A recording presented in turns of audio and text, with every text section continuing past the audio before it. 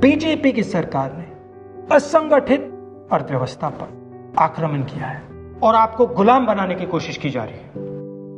2008 में जबरदस्त आर्थिक तूफान आया, पूरी दुनिया में आया, अमेरिका में, जापान में, यूरोप में, चाइना में, सब जगह आया।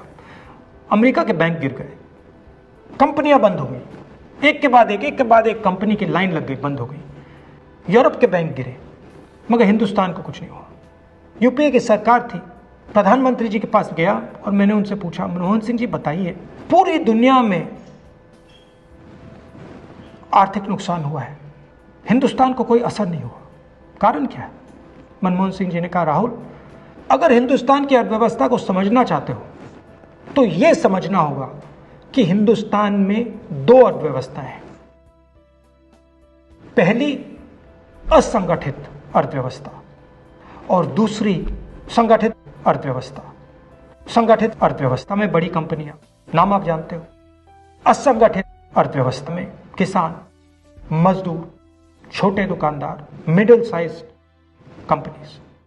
जिस दिन तक हिंदुस्तान का असंगठित सिस्टम मजबूत है, उस दिन तक हिंदुस्तान को कोई भी आर्थिक तूफान छू नहीं सकता। अब आज के दिन आते हैं। पिछले 6 साल से बीजेपी की सरकार ने असंगठित अर्थव्यवस्था पर आक्रमण किया है। 3 बड़े उदाहरण तो मैं आपको अभी दे देता हूं। नोटबंदी, गलत जीएसटी और लॉकडाउन। आप यह मत सोचिए कि लॉकडाउन के पीछे सोच नहीं थी। यह मत सोचिए कि गलती से आखिरी मिनट पे लॉकडाउन कर दिया गया है। इन तीनों का लक्ष्य हमारे इनफॉर्मल सेक्टर को खत्म करने का है।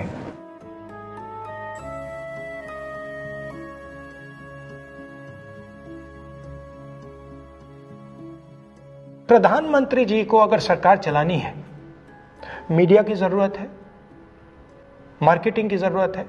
मीडिया और मार्केटिंग 15-20 लोग करते हैं।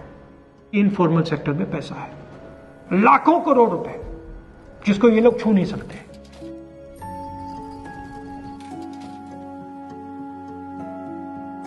इसको ये लोग तोड़ना चाहते हैं, पैसा लेना चाहते हैं। इसका नतीजा आएगा।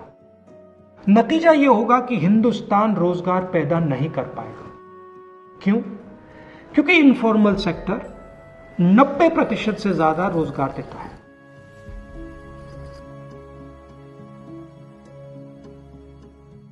जिस दिन इनफॉर्मल सेक्टर खत्म हो गया, नष्ट हो गया, उस दिन हिंदुस्तान रोजगार पैदा नहीं कर पाएगा।